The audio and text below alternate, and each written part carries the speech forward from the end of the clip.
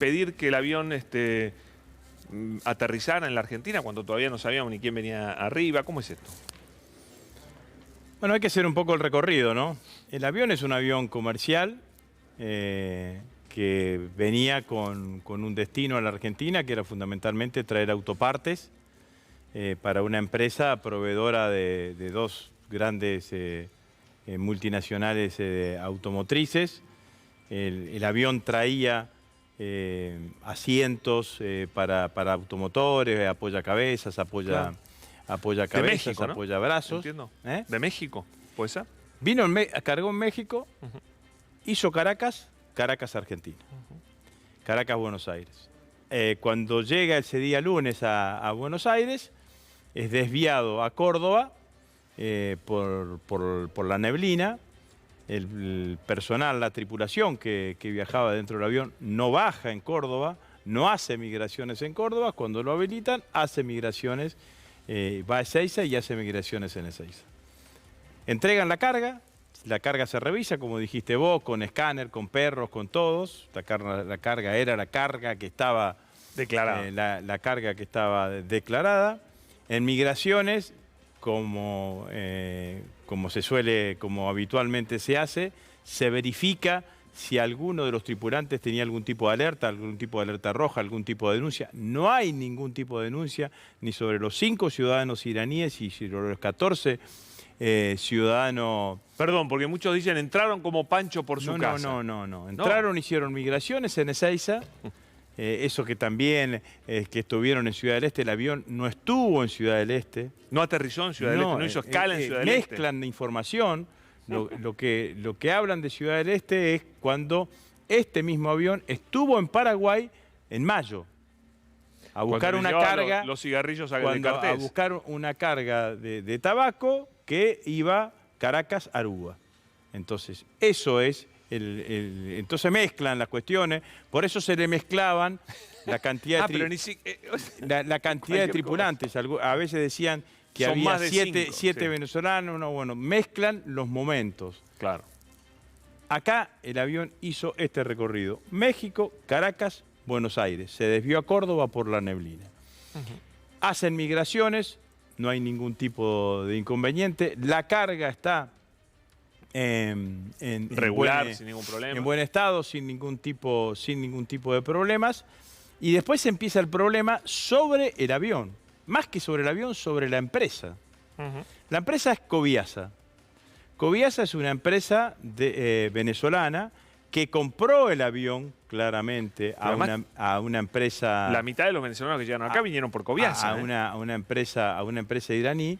Y Coviasa está sindicada en el Departamento de Estado de Estados Unidos como una empresa que se dedica a transportar a ciudadanos venezolanos, funcionarios del corrupto gobierno de Nicolás Maduro, y todas las calificaciones políticas, sin hablar de terrorismo, calificaciones políticas sin hablar de terrorismo, y anuncia que aquellas empresas o aquellos que presten colaboración van a recibir sanciones en Estados Unidos. Por eso se genera el inconveniente el día martes que en la Argentina ninguna de las petroleras, incluyendo la petrolera estatal, le carga combustible. Porque cotiza en la bolsa de Nueva York. Efectivamente. El día miércoles salen hacia Uruguay. ¿Con qué idea? Con la idea de cargar combustible en Uruguay. Uruguay no carga combustible, piden autorización para ir a Paraguay. Paraguay les dice que tampoco van a cargar combustible y esa es la situación, y ahí empieza a actuar claramente la justicia, y ahí es donde a nosotros se nos informa y se nos dispara el alerta correspondiente, se nos da la información, revisamos desde la agencia de inteligencia, lo mismo hacen todos los organismos de inteligencia, a los tripulantes, a los ciudadanos iraníes, a los ciudadanos venezolanos. Se verifica nuevamente si todo el procedimiento que se hizo con la carga, y estaba todo absolutamente correcto. Lo Entonces, que tuiteó Tuni, poneme el tuit de Tuni un minuto. Sí, pero lo que hay que dejar establecido claramente que la totalidad de las agencias del Estado actuaron adecuadamente y correctamente. Sí. Y este avión había estado en Paraguay. Y no había tenido problemas. En el mes de mayo. Había ingresado, había cargado la carga y se había ido. Acá el avión no se fue. Entonces, claramente sigue acá. me parece que la Agustín. situación es una situación que merece ser tratada con moderación. No, digamos, usted pide mucho, usted pide mucho. Acá está el reporte, Departamento de Información, Asistencia y Cooperación, Dirección de Información Migratoria. Ghassemi Gholam Reza estaba señalado, entiendo que es el piloto del avión, es iraní, y lo señalaban como miembro de Al-Quds, la Guardia Imperial iraní. Según la información que tiene Migraciones y que contaba Tony Coleman, no posee medidas restrictivas vigentes a la fecha y sería es un homónimo. ¿Es correcto esto? Esa es la información que tiene Migraciones y lo que digo es que uno no actúa con información que pueda estar en las redes sociales o información periodística. Tiene que tener certezas. Claro. Entonces, y en función de las certezas, toma cada una de las decisiones que tiene que ir tomando. Ahora, después lo que está preocupó... todo el tema de por qué había iraníes y venezolanos. Es una cuestión muy simple. Le estaban enseñando a pilotear el avión. Los iraníes que estaban ese dato no lo teníamos. Los iraníes que estaban allí. Y esto, son los que venían... Esta es una presunción. Los iraníes que estaban allí son instructores. Sí. Y me da la cuenta más o menos, porque 5 iraníes, 14 venezolanos estaban instruyendo a 2 tripulaciones más o menos para ese avión. No es que usted compra un Hércules, por ejemplo, digo el Hércules, que es el avión que tiene la Fuerza Aérea Argentina, y sale a manejarlo cualquiera. No, totalmente. Son aviones que tienen su complejidad para llevarlo, para llevarlo adelante. Fíjense. ¿Pero esto es información o es una...? No, esta es una deducción mía. Una deducción suya. Es muy probable. Es una deducción mía. Fíjense que lo que sucede en Córdoba, que cuando llega el avión a Córdoba, se convierte casi en una atracción, porque es un avión de gran porte que no se ve habitualmente, menos en el interior del país. Sí, pero es más. Me parece que eso es lo que sucedió y por eso estuvieron iraníes y venezolanos. Después, vamos más atrás, el avión lo volaba Air France y en el 2007 lo compra Irán.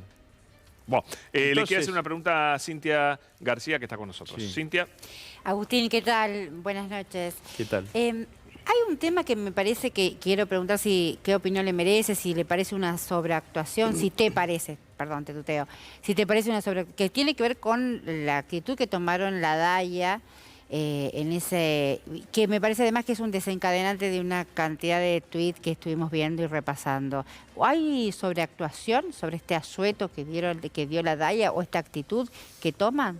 La DAIA y la AMIA hay que entenderlos. Lo que hay es una sobreactuación claramente de dirigentes políticos opositores que además fueron funcionarios en áreas sensibles como ser parte del Ministerio de Seguridad. La realidad es que si vos sos parte del Ministerio de Seguridad, estás dentro del sistema de inteligencia, estás dentro del SIN, digamos, ¿no? Porque el SIN tiene un organismo rector que es la Agencia Federal de Inteligencia, pero tiene la Dirección de Inteligencia Criminal y tiene la Dirección de Inteligencia, Inteligencia Estratégica Militar. Con el desastre que hicieron en materia de inteligencia, con haber utilizado el aparato de la inteligencia para perseguir a dirigentes gremiales opositores o dirigentes políticos opositores y hacerle espionaje ilegal a los familiares de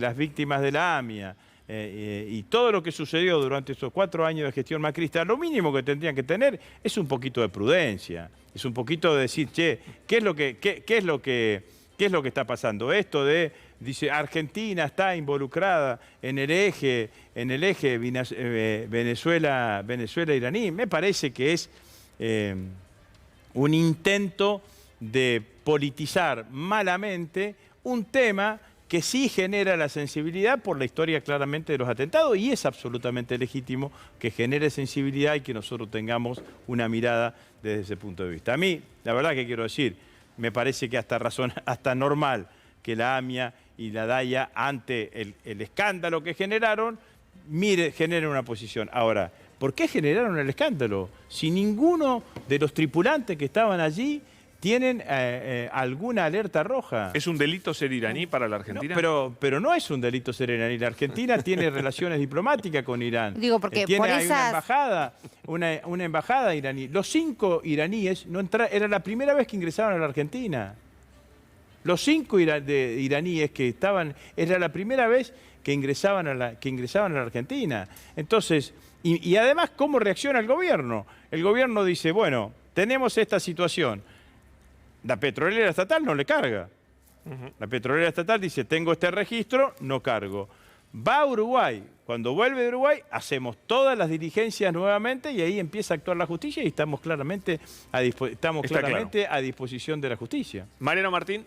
Rosy, ¿cómo va? Tengo la sensación de que hay sectores de la política que tiran a la marchanta la consideración de terroristas según nacionalidades directamente, es decir, identifican nacionalidades con el terrorismo. Pero respecto puntualmente de la cuestión de Fuerza Quds, quiero preguntarle por qué Estados Unidos en 2007 la considera una organización terrorista, Israel recién en 2015. ¿Cuál es el vínculo de la inteligencia argentina y del gobierno, del Estado argentino respecto de esta agrupación en particular? La Argentina en general se guía por las organizaciones terroristas que son calificadas como tal por Naciones Unidas. De todas maneras, todo esto que vos describís es un dato que claramente contemplamos a la hora de analizar, y por eso se llega a la información de que se estaba trabajando con la hipótesis de un homónimo que era 10 años más joven que al cual le hacían referencia. Ahora, independientemente de eso, nosotros no tenemos una alerta. No es que nosotros no tenemos una alerta. Interpol no tiene una alerta sobre ninguno de los 19 tripulantes, ni los 5 ciudadanos iraníes, ni los 14 ciudadanos venezolanos. Entonces nosotros no podemos hacer otra cosa que, cuando verificamos claramente cuál era la situación, generar todos los mecanismos que se generaron, que se revisaron y que se volvieron a revisar, ponernos a disposición de la justicia para que la justicia determine. Vamos a decirlo claramente. En un primer momento la justicia había habilitado a que los ciudadanos iraníes y venezolanos podían irse del país en líneas comerciales. Cuando aparece la denuncia de la AMIA, entonces mantiene esa libertad de circulación para los ciudadanos venezolanos. Para los ciudadanos iraníes le da 72 horas, le pide a Migraciones que retenga 72 horas más. Entonces, la cuestión está manejada muy transparentemente por el Estado argentino, sin esconder absolutamente nada y siguiendo claramente la totalidad de los protocolos que tenemos. Agustín, es muy interesante la posibilidad de charlar con el titular de la AFI. Valoramos mucho que haya venido a explicarnos esto. Muchas gracias.